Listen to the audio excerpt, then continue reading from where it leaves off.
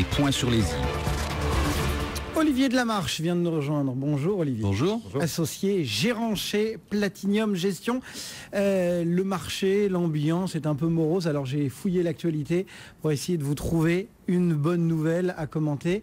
Et je l'ai peut-être trouvé, vous allez être heureux Olivier. La Fed va probablement suspendre son quantitative easing.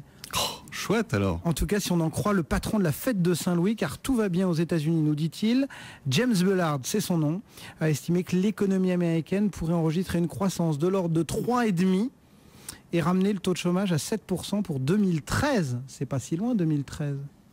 Oui, non, c'est bien. Je pense qu'il vote. Ça doit être un ami d'Obama. Et donc, il vous donne les chiffres que Obama aimerait bien avoir pour se faire réélire. Ça n'a aucun intérêt. Enfin, les prévisions de M. Bullard sont à l'aune de... Où se situe-t-il, ce James Bullard? Parce qu'on sait que c'est lui qui a demandé le QE2 en premier. Le deuxième QE, c'est lui qui l'a appelé de ses voeux. Donc c'est un partisan du quantitative easing. Et pourtant, il nous dit aujourd'hui, la situation s'améliore, tous les arguments en clair. Oui, mais il vous a pas dit qu'il fallait arrêter le quantitative easing 3. Donc, en fait, c'est le beurre, l'argent du beurre et les fesses de la fermière.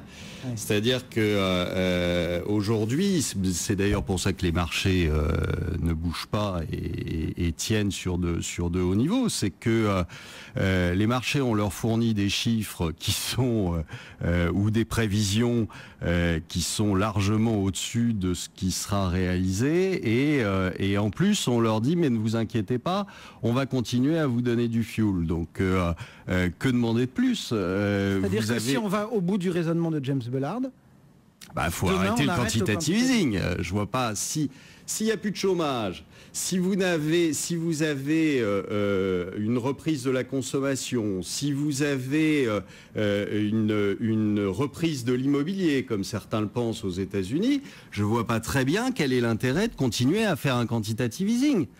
Soyons clairs, le quantitative easing, ça sert soi-disant pour faire repartir l'économie. Donc je vois pas très bien quel est l'intérêt de faire un quantitative easing si tout va bien.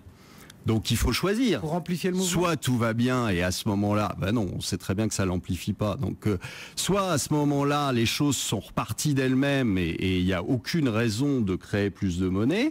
Soit les choses ne repartent pas d'elles-mêmes et à ce moment-là, ils prennent ça comme prétexte. Monsieur Bernanke prend ça comme prétexte pour continuer à inonder la terre de dollars. Je suis assez surpris qu'il n'ait pas eu le prix Nobel d'économie, lui. C'est-à-dire qu'on est retombé dans le travers que dénonçait Greenspan, l'exubérance irrationnelle des marchés?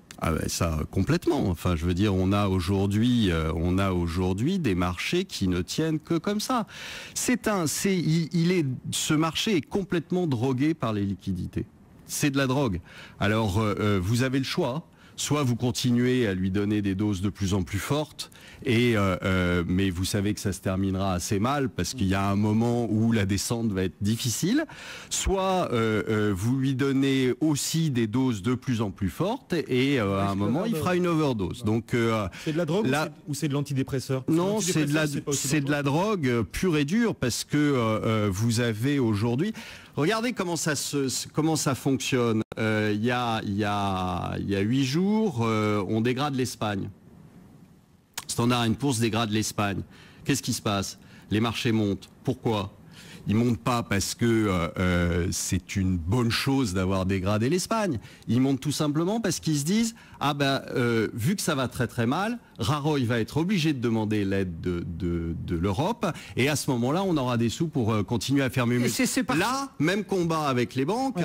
Les banques sont dégradées ce matin. L'IBEX monte. Pourquoi? Pas parce que c'est une bonne nouvelle en soi. On peut pas dire que la dégradation soit une bonne nouvelle. Donc pas parce que c'est une bonne nouvelle, mais parce qu'on se dit à ce moment-là, on va encore nous donner notre petite dose pour les semaines à venir. C'est uniquement ça le marché. Et pour le moment, effectivement, l'IBEX gagne 1,17%. Il y en a tout de même quelques-uns que ça commence à gratter cet excès de liquidité.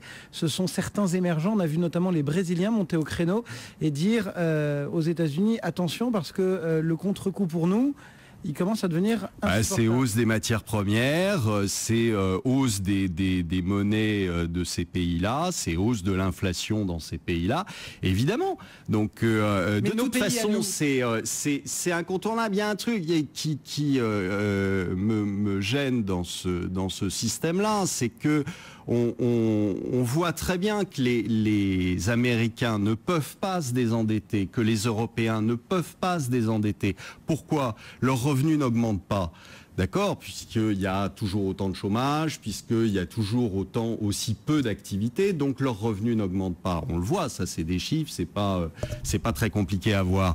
Donc les revenus n'augmentant pas, qu'est-ce que ça veut dire? Ça veut dire que si vous voulez avoir encore de la consommation, il faut continuer à endetter les gens et qu'il y a une limite à ça, si vous voulez. Or, on s'aperçoit très bien que, par exemple, aux États-Unis, si on regarde vraiment les chiffres en profondeur, il n'y a pas du tout de deleverage. C'est-à-dire que les Américains ne remboursent pas du tout leurs emprunts.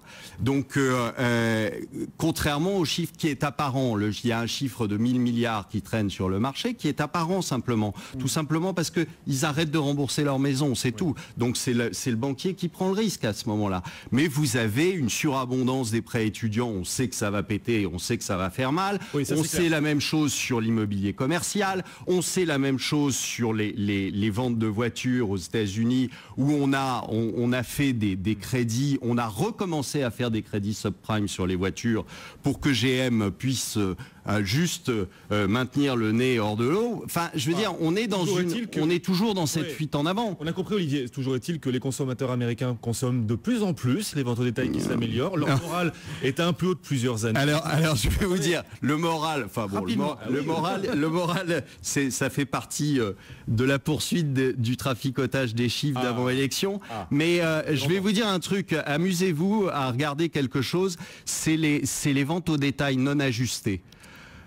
Ça vous laissera rêveur. Je pense que vous réviserez un tout petit peu votre jugement sur les ventes au détail en septembre qui ont été publiées. Ne vous inquiétez pas, on les regarde les chiffres, Olivier. Vous êtes passé. Alors, c'était à combien? Non, je n'ai pas le chiffre en tête. Je peux vous dire. Moi, je l'ai. Bon, alors donnez-le. Au lieu de plus 4,7, vous êtes à moins 31,9. D'accord. Moi, ce que je peux vous dire, c'est que milliards de dollars. C'est pas rien. Non, c'est pas rien. C'est pas rien. Bon, donc il faut un petit peu le voir différemment, ce chiffre. Est-ce qu'on peut parler? C'est bien de prendre les chiffres comme ça quand ils arrivent en disant c'est génial, etc. Comme on l'a fait de multiples fois ici, les chiffres du chômage, les chiffres de vente au détail. Aujourd'hui, vous êtes dans un espèce de déni généralisé de la crise. On dit tout va très bien. Mais si tout va très bien, pourquoi est-ce qu'on a des réunions sans arrêt? Pourquoi est-ce qu'on cherche à sauver à tout prix la croissance? Pourquoi est-ce qu'on cherche à faire des QE? Si tout va bien, arrêtons. Bon, il ne se passe rien, la vie est belle. Écoutez, il faudra convaincre les ménages américains dont le moral s'améliore un peu quand même, désolé. Mais écoutez, je suis heureux qu'ils s'améliorent. Malheureusement, ils n'ont pas de sous pour consommer. Donc ça va être compliqué, même si vous avez le moral. Avec des revenus qui sont en baisse, ça va être compliqué de consommer. Mais je suis ravi. Je peux en placer une. On truque rarement le moral des gens, Olivier. Non, on truque rarement le moral des gens. On peut truquer en revanche la statistique. C'est pas compliqué. Olivier Delamarche, associé gérant chez Platinum Gestion.